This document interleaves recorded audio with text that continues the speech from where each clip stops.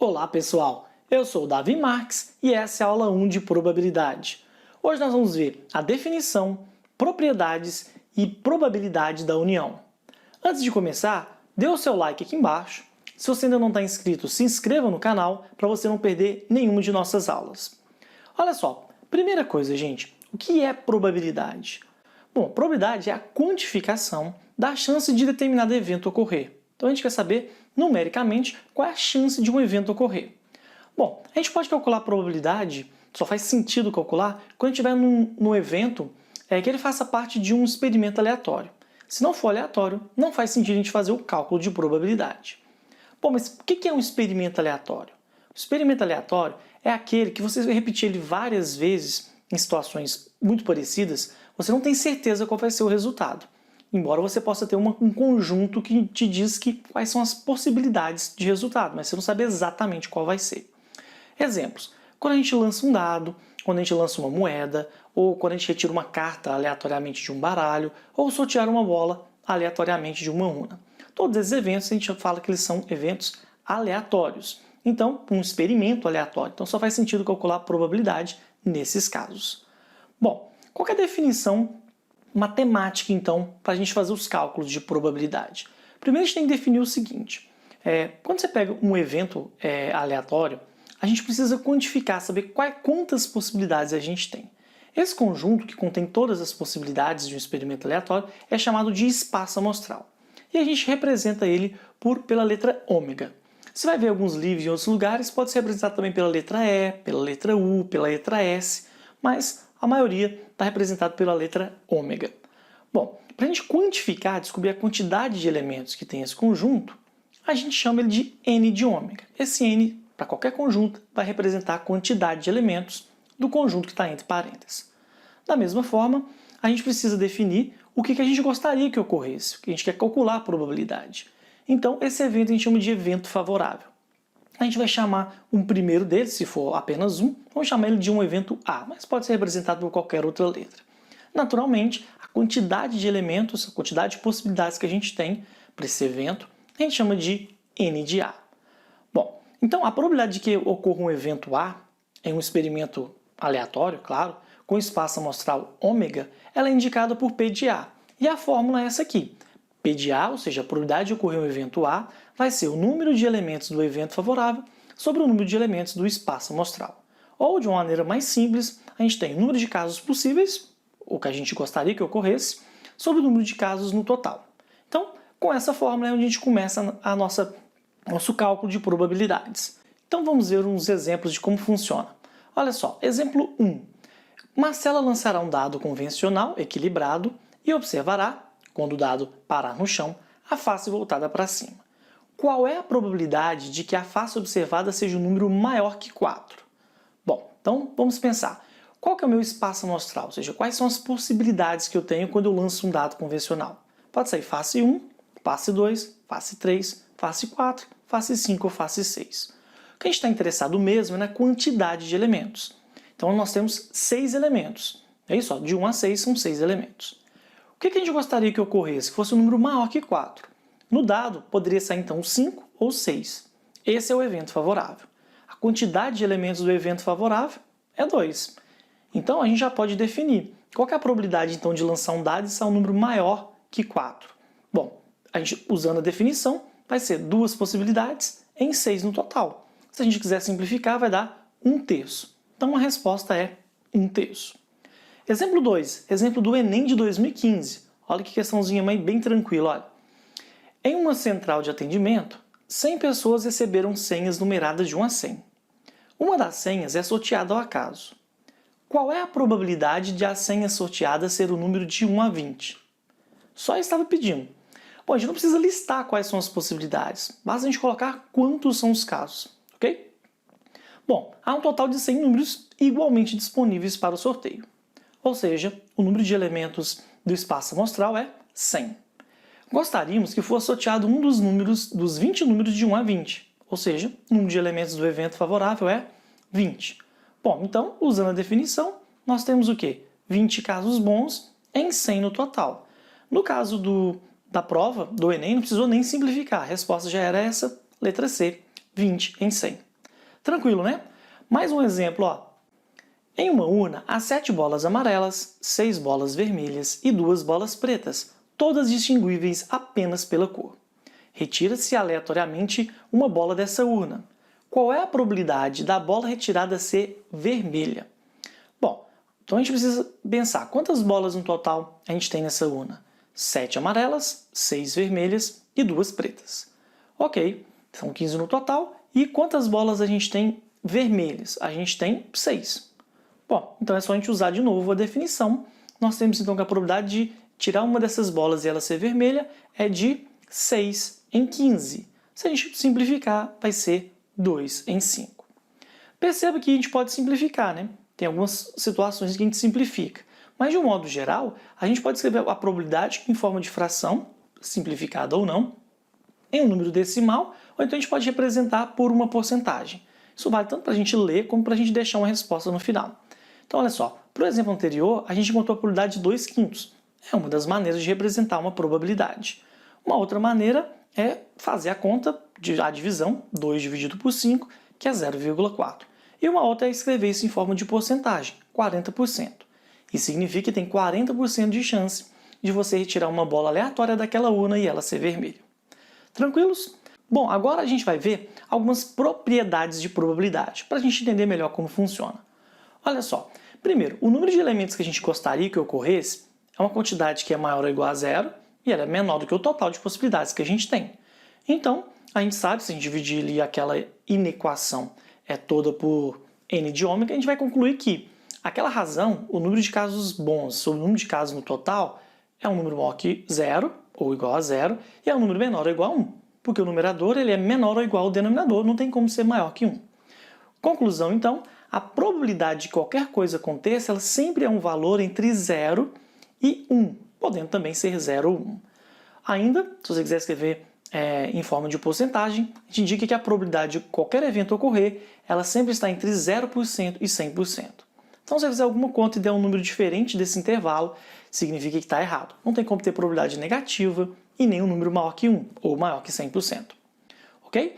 Bom, segunda propriedade que a gente usa é o seguinte: se a probabilidade de um evento ocorrer é 0, a gente fala que ele é impossível. Significa que a gente não tem nenhuma situação boa no total. E se a probabilidade é 1, dizemos que o evento é certo. Ele vai acontecer, porque tudo que eu gostaria que ocorresse são todas as possibilidades. Bom, isso faz sentido a gente analisar por um espaço amostral finito, que é a nossa ideia aqui. Bom, agora vamos para a última parte, gente. Probabilidade da união. Olha, considere 2 eventos, A e B, contidos no espaço amostral ômega. Então, agora a gente não está querendo saber só de um evento, mas sim 2, A e B.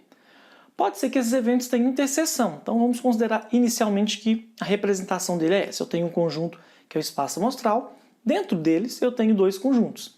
Dentro dele eu tenho 2 conjuntos, o A e o B.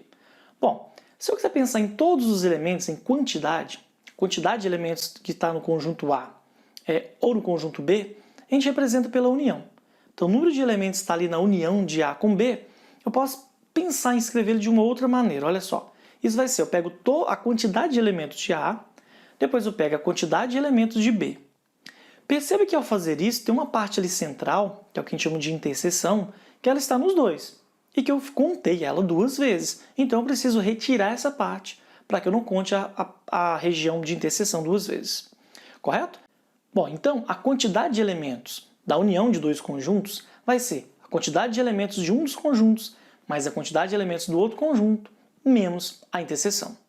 Beleza? Bom, então olha só, se a gente dividir tudo por n de ômega, aquela equação, a gente vai ter essa expressão aqui, certo?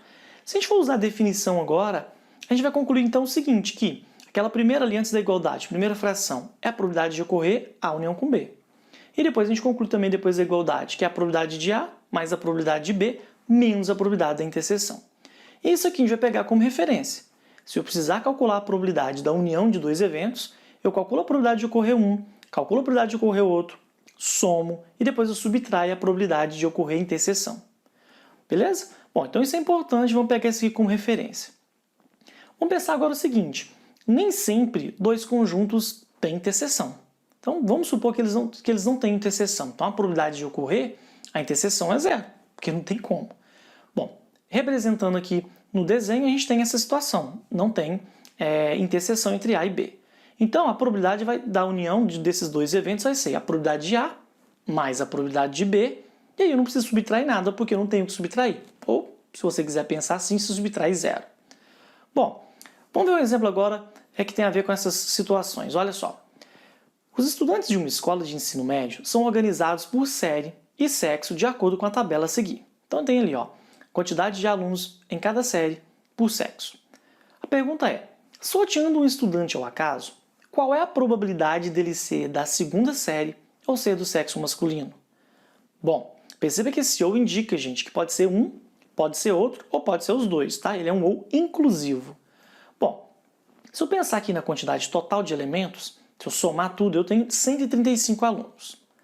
Bom, se eu colocar isso num diagrama agora, eu posso representar só o conjunto segunda série, que é um dos casos que eu quero. Então, segunda série tem 19 masculino, 18 feminino, tem um total de 37. Se eu pensar agora só no outro conjunto, só no masculino, todos, independentemente da série, eu tenho 60 pessoas. Perceba que eu tenho ali 19 pessoas que foram contadas duas vezes, porque tanto está na segunda série quanto é do sexo masculino. Então isso está na interseção. Vamos deixar isso aqui por enquanto e vamos pensar só na fórmula que a gente viu. Olha só. A probabilidade então da união vai ser a probabilidade de ser uma pessoa da segunda série, mais a probabilidade de ser uma pessoa do sexo masculino, menos a probabilidade de ser interseção. Se a gente usar as frações que representam cada uma dessas probabilidades, a gente vai ter isso. 37 sobre 135, mais 60 sobre 135, menos 19 sobre 135. Fazendo essas contas, a gente vai encontrar 78 sobre 135. Se a gente simplificar, dá 26 sobre 45. Portanto, a probabilidade de ser alguém da segunda série ou ser um homem é de 26 em 45. Bom, a gente poderia pensar isso aqui de uma outra maneira. Então vamos ver uma outra resolução. Eu já sei que a quantidade total é 135, eu sei que a quantidade de segunda série é 37, masculino é 60 e a interseção a gente já tinha visto também é 19. Bom, se eu pensar agora primeiro na quantidade de elementos, só para no final usar a probabilidade, não tem problema algum. Eu somo a quantidade de alunos da segunda série com a quantidade de alunos do sexo masculino e tiro a interseção, porque foram contados duas vezes, como a gente viu anteriormente. Bom, são 78 pessoas, então eu posso analisar pelo diagrama, você pode pensar assim também, diagrama de Venn. Lembra que o total de pessoas da segunda série era 37, 18 estão na segunda série e não são do sexo masculino. 19 são da segunda série e do sexo masculino. E 41 pessoas são do sexo masculino, mas não são da segunda série. Bom, isso significa então, eu posso contar essa quantidade, 78, com aquela parte ali que está na tabelinha selecionada, e eu concluo então que são 78 pessoas em 135.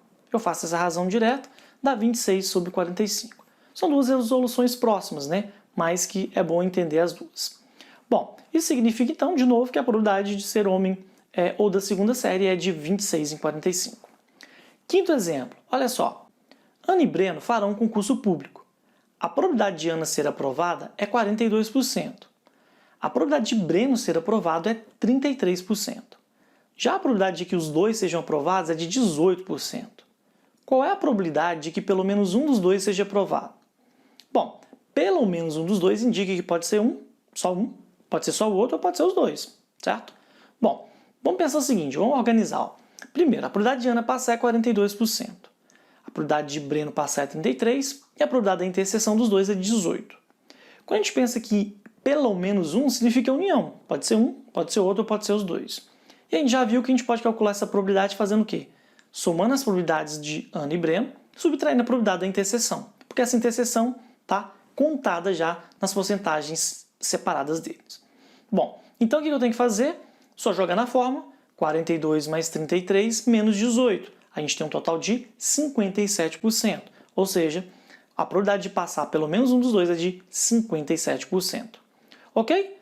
Bom, outra resolução que a gente poderia ter pensado aqui é usando basicamente o diagrama. Perceba que 18% está na interseção. A probabilidade de Ana passar é 42%. Se passar com Breno é 18%, significa que passar sem Breno é o restante, 24%. Mesmo raciocínio aqui no conjunto envolvendo Breno. 33% é a probabilidade de Breno passar. a probabilidade de ele passar com Ana é 18, então o restante, os outros 15%, é a probabilidade dele passar sem Ana passar. Beleza?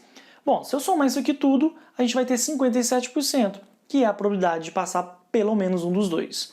Portanto, a resposta, a probabilidade de pelo menos um passar é de 57%.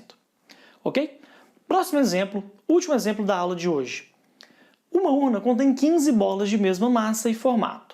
5 azuis, numeradas de 1 a 5, 5 brancas, numeradas de 6 a 10 e 5 vermelhas, numeradas de 11 a 15. Retira-se aleatoriamente uma bola dessa urna.